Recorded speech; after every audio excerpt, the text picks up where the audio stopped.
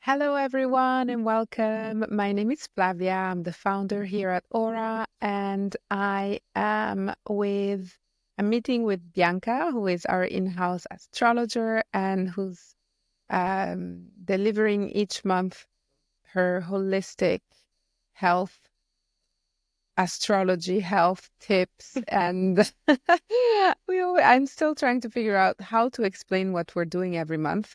But basically, we try to deliver actionable tips that are, combined with the astrology at the moment. And we just love chatting about what's in front of us.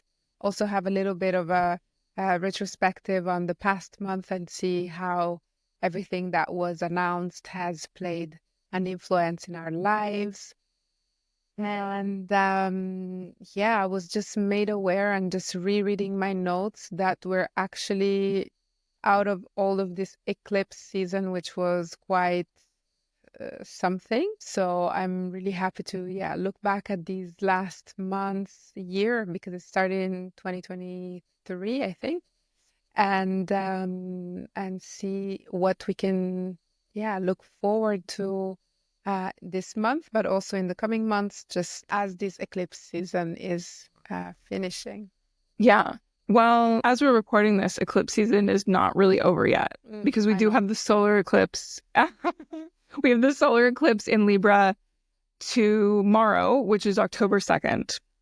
So that's more of the conclusion. I know you want it to be over so badly, Flavia, but we're still in it technically.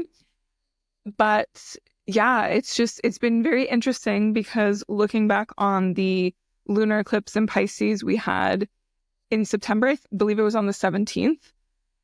That was really fascinating because that was the first Pisces eclipse in this like new series that we're going to have on the Pisces Virgo axis. So kind of got a little peek into what that's going to be like. And and also in terms of like, what houses it's affecting for you, like which areas of life it's affecting for you. I think for you and also for me, Pisces is like in our first house, or because you're Pisces rising, and then Virgo is in the 7th. So that is going to speak to a lot of like personal stuff and also like interpersonal relationships, how they overlap, not losing ourselves in things, and really like claiming the next level of who we are. So, so that's specifically for people who are Pisces rising or have Pisces like somewhere in the first house. And side note, if you want to learn more about that, you can learn about it in my Eclipse Masterclass. So even if the eclipses are over, we have eclipses every year. The lunar nodes are always somewhere. You can always look at where your lunar nodes are in your own chart, which is really important to understand your purpose and path and all of this stuff. So I have that available just as a little side note. But yeah, the solar eclipse in Libra really kicks off the month, basically right at the beginning. And it's kind of this simultaneous like beginning and ending because solar eclipse is a new moon. But then it's endings because it's the end of the eclipses in the Aries Libra axis. And also because the South Node has been in Libra, the South Node is more about endings and what we're letting go of. So it's a simultaneous like beginning, ending, especially when it comes to our relationships, because Libra is very much about that, being ruled by Venus. So it's kind of like stepping into a new idea of relationships, experience of relationships based on what we've learned in the past year or so, which is very interesting. And it's cool because Venus, Mars, and Saturn are all in this configuration called a trine, which is pretty harmonious. And all of those planets are in water signs at the moment. So although Libra is an air sign that's very much about like communication and the exchange of information, there's also an emotional component to this solar eclipse.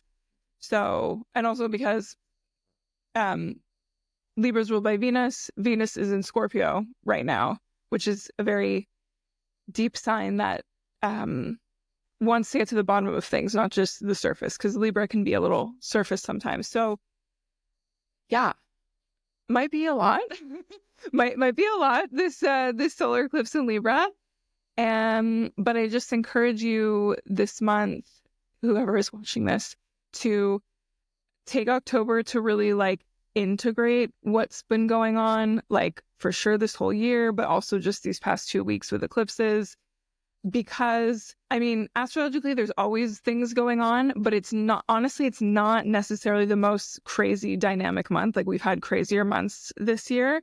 So it's a good time to just make the space to like integrate what has come up or what we've learned. And I know, Flavia, you're big on integration, as am I. So it's a good month for that.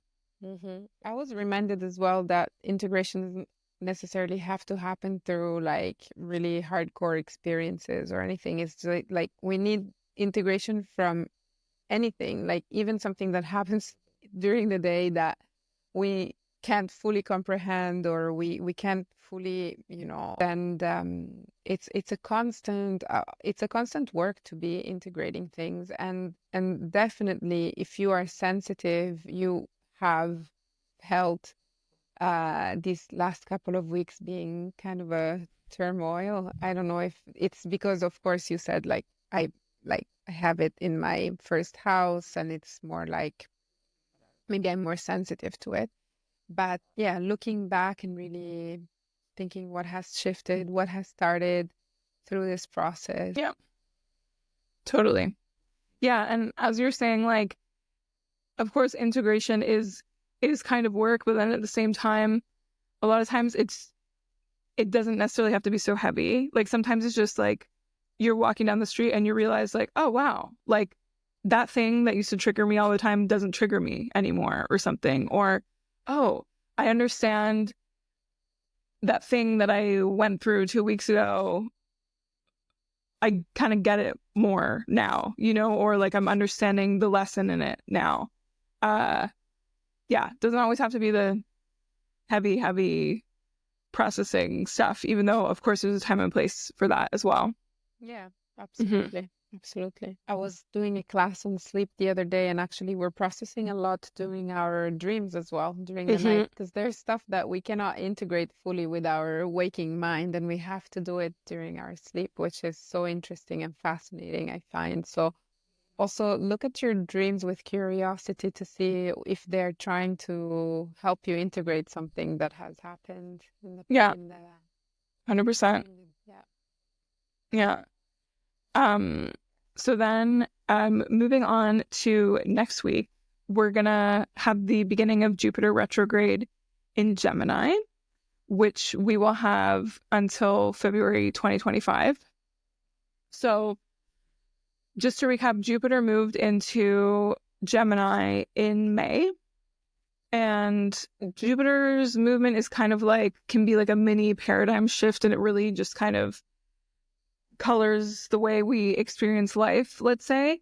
And so part of it has, especially on like a global level, has been about our relationship to information and where it's coming from and how we process it. And are we taking in too much? Are we not? Like, where are we getting our information from? No matter what, no matter what we're trying to learn, right?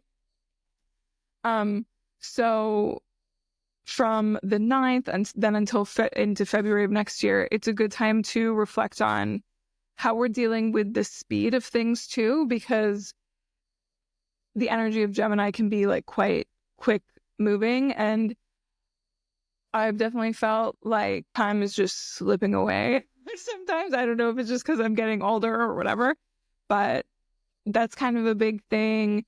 Also, yeah, this whole topic of information, are we taking in too much information on a daily basis? Are we not learning enough about things we should be learning about? Things like that.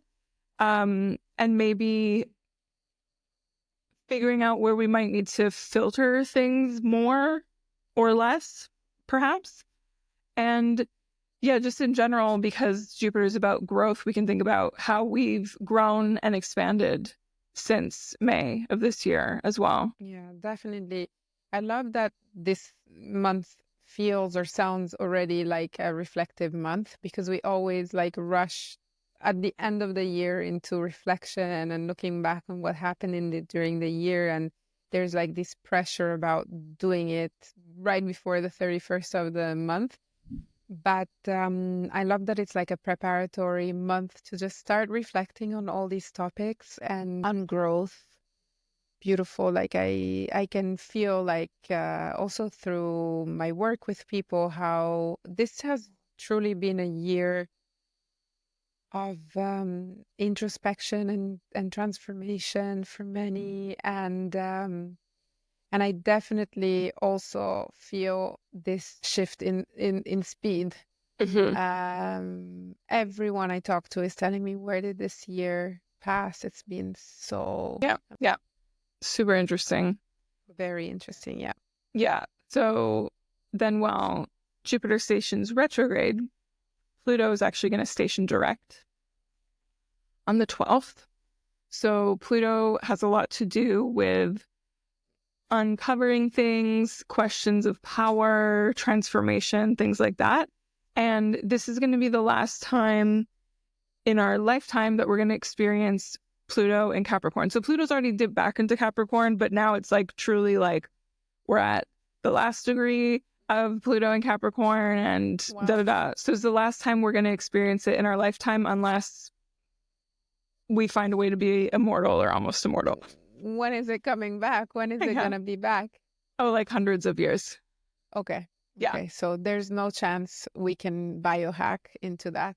I mean, I don't know. Some of the biohackers will lead you to believe that it's going to happen soon. But anyway, let's just assume it's the last time. Yeah. So I think with that, it's going to be very interesting. I think we're going to see a lot of changes in our institutions, in politics. I think some things are going to crumble. I don't know if they're going to like immediately reestablish themselves as something else. I feel like probably once we go back into Pluto in Aquarius, like that's when we'll get more, hopefully like collective minded things being put into place. But yeah, and I think also there's going to be a lot of uncovering of like corrupt power as well. I mean, I think we've kind of already seen a lot of it in the past. And if it's honestly like still 2008. haven't seen, yeah. And if you still haven't seen, maybe you'll see finally. Perhaps. Hopefully. Yes. So really be interesting to see how the rest of this year, I think Pluto moves back into Aquarius maybe in December or something like this. Or no, actually I think it's November. So we have like let's see the last little gasp of Pluto and Capricorn, what it's got for us. Yeah. Interesting. Mm-hmm. So also let's prepare to grieve this little astrological positioning because we won't have it ever again. Yeah, really it's an end of an era. Yeah. And yeah, basically, yeah, as I said, Pluto first moved into Capricorn in like 2008. And like, think of how much the world has changed since then. And now we're going to move into a whole new phase. Yeah. You know, it already started because we already had Pluto in Aquarius earlier this year, but we're going to like fully experience it over the next couple decades, which is pretty wild to think about. If you just think about, how fast everything has moved, even just in the past 2-3 years, like there's advancements in technology and things that I could have never anticipated. I was always thinking, right, that's like not gonna happen in this lifetime, blah, blah, blah. And all of a sudden, like it's pretty impressive. So let's see. We're moving into a new era. Let's see what it's gonna bring. Mm-hmm. Yep. So then on the 13th, we have Mercury moving into Scorpio. So kind of setting us up a little more for Scorpio season, which is going to happen closer to the end of the month. So in terms of our minds and what we might be naturally inclined to focus on, it's a little more about researching things deeply, getting to the bottom of them, and also investigating our relationship with power, with our own power, how we navigate that. We also might be interested in like weirder subjects than normal, things like that. Weirder than now? Well, okay, you and me, that's different. Yeah, maybe. Like, Yeah. oh my God, I don't know if I can get any weirder, but I can try. I can welcome change. Well, I guess because Scorpio is associated with Pluto, and Pluto can sometimes be about like the occult and stuff. So it's like maybe you get more into like paranormal, occulty things. I don't know. Interesting. Okay. We'll see. Yeah. So then on the 17th, we have the full moon in Aries. So not an eclipse. However, it's not a chill full moon at all. It's really not. We've got what's called a T-square. So it's like a specific configuration. Basically like Mars and Pluto are opposite each other. And then the sun and moon are also opposite. So it's just like squares, oppositions galore. So it's going to be intense. And, you know, Mars can have to do with war, can have to do with action, can have to do with aggression. Pluto, as I was saying, can be about transformation and uncovering and regeneration, death and rebirth and all that. So, yeah, there will likely be tensions, you know, whether it's in our own personal lives or maybe on a more global scale. I would like to think not, but in terms of what the astrology is showing for, you know, the 17th of October with this full moon, it's not looking happy days, let's say. You know, there's like a lot. But at the same time, on a personal level, this can present to us like a really pivotal point where we're able to really like harness our power to do something. Yeah. And I think every time you come with such not so, you know, happy news, I always try to remind myself not to like freak out and to also welcome destruction in a way, because destruction sometimes can be also something positive. So there's always like the both polarities of these events that can come into play. 100%. Yeah. So then on the same day of the full moon, the 17th, Venus changes signs. So it moves from Scorpio into Sagittarius. So with Sagittarius, when it comes to relationships and also like what we're feeling like we value and things like that, it's going to be more about wanting to expand, wanting to feel free, wanting to explore. So like, not wanting to be so tied down when it comes to friendships, relationships, whatever it is. And maybe also wanting to meet new people, broaden your horizons, stuff like that. Nice. Yeah. So see two polarities, destruction and construction. Beautiful. Yes. Yeah. All right. And then we have, Scorpio season that starts, on the 22nd. You got it. 22nd. You got it. Yeah, so that's like the last main thing of the month, because there's not, the only other thing that's kind of like going on is whatever planets or the sun or whatever that's in Libra, like they're making these squares to Mars in Cancer, which can cause a little bit of tension. We're going to for sure see that tension on the full moon in Aries, for example. That's kind of the only other major thing going on in the background, but we don't have like crazy transits this month. It's like a little more tame. Not to say that it's not going to be dynamic and things happening, but yeah. So Scorpio season on the 22nd.